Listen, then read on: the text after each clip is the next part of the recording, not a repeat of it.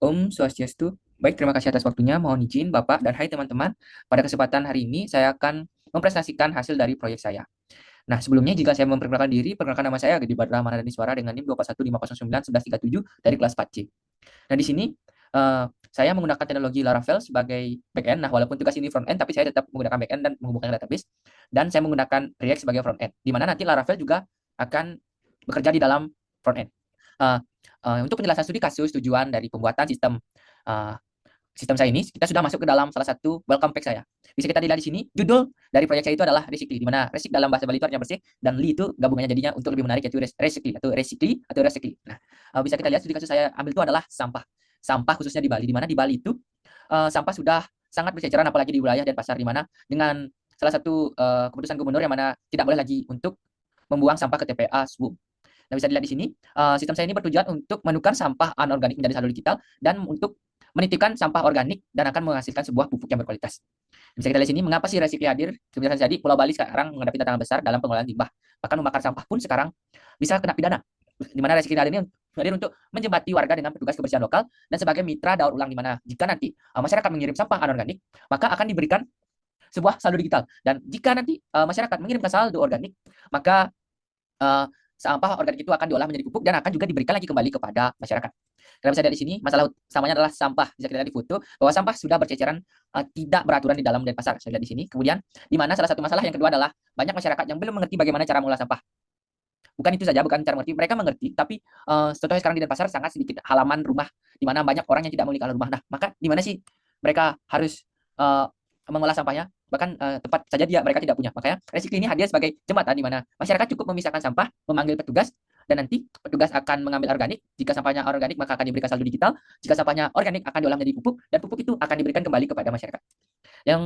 Di sini kita akan masuk apa sih dampak yang ingin kita dari Resikli hadir ini akan menghasilkan apa? Yang pertama lingkungan, yang kedua adalah sosial, yang ketiga adalah ekonomi, dan yang keempat adalah hal yang paling penting, yaitu kesehatan. Dan di sini kami memiliki tiga layanan cerdas. Yang pertama adalah e-wallet. Nah, e-wallet ini apa sih? E-wallet itu adalah pisahkan botol plastik, kardus dan kertas, yaitu sampah anorganik, di mana nanti petugas akan mengambilnya dan petugas akan menghitung berapa kilo sih sampah anorganik yang diberikan pada petugas, dan dari kilo itu akan dihitung dan akan memberikan sebuah saldo digital yang akan diberikan oleh masyarakat. Yang kedua adalah bagian biodeposit, di mana biodeposit ini adalah khusus untuk pengolahan sampah organik, di mana nanti masyarakat mengirimkan sampah organik kepada petugas, kemudian petugas akan mengolahnya menjadi sebuah pupuk, kemudian pupuk itu akan diberikan lagi kepada masyarakat skala berkala seperti 3 bulan sekali atau 6 bulan sekali. Nah, yang ketiga adalah ini, one day one pick up, di mana nanti akan ada petugas yang akan mengambil sampah anorganik maupun organik. Nah, petugas inilah yang akan mengolah, seperti jika sampahnya organik akan diberikan saldo digital, dan organik akan diolah oleh petugas, dan petugas akan ada pupuk. Nah, dari hadirnya tiga layanan cerdas ini, saya harapkan di mana ini merupakan sebuah jembatan agar masyarakat bisa mengolah sampahnya, masyarakat juga mendapat hasil. Dan anggap saja di Bali ini kalau goreng ada hasil, maka dia mengolah sampahnya, maka hasilnya juga ada. Kita akan kembali ke beranda kita. Kita akan masuk pertama ke menu login. Di sini saya sudah menyiapkan satu akun user. Nah, bisa lihat ini kita sudah masuk ke dalam page dashboard dari usernya. Di sini ada tampilan e-walletnya. Kemudian di sini ada bagian total terdampar, kerja karbon, dan yang penting adalah sini panen kompos. Bisa kita lihat di sini di dalam kini ada menu yang kita tadi sudah jelaskan, layanan cerdasnya, ada panggil jemputan, lapor tip sampah, klaim kompos. Kemudian di dashboardnya ada bagian grafik setoran sampah masyarakat pada petugas, seperti di bulan November ada 12 kilo, kemudian di Juni ada di 40 kilo. Bisa kita masuk langsung ke menu riwayatnya. Nah, di sini sudah beberapa rangkaian kegiatan yang sudah dilakukan oleh user. Kemudian juga kita kembali ke dashboard dulu. Kemudian di sini ada bagian tarik saldo. Nah, di sini masyarakat bisa menarik saldo seperti lewat Dana, GoPay, dan OVO. Nah, kita coba saja. Misalkan dan 30.000 kita transfer ke Dana. Oke, sudah lihat bahwa penarikan sukses dan saldo pun akan terkurang.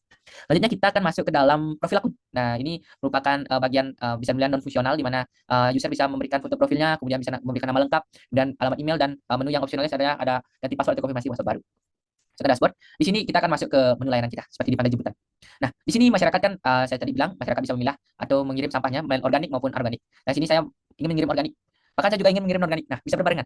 Kita sini akan memilih tanggal, misalkan di tanggal 25 hari sekarang. Kemudian di desa saya, dan kita akan mengirim foto sampahnya.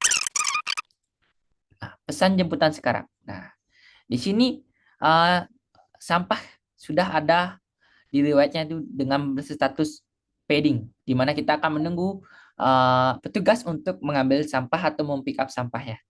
Nah, itu di sini adalah lapor titip sampah. Nah, seperti kondisi semisal di Denpasar itu banyak rumah-rumah yang berada di gang sempit.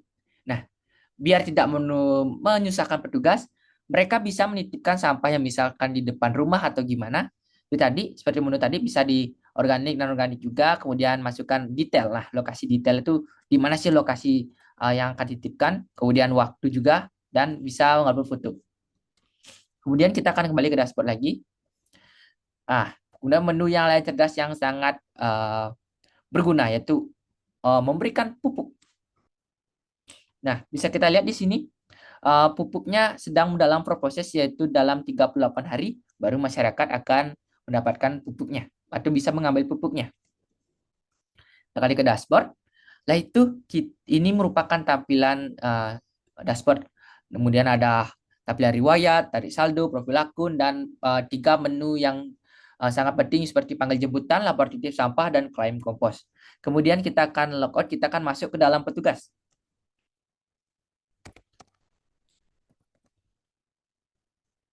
Nah, di sini kita sudah masuk ke dalam menu petugas.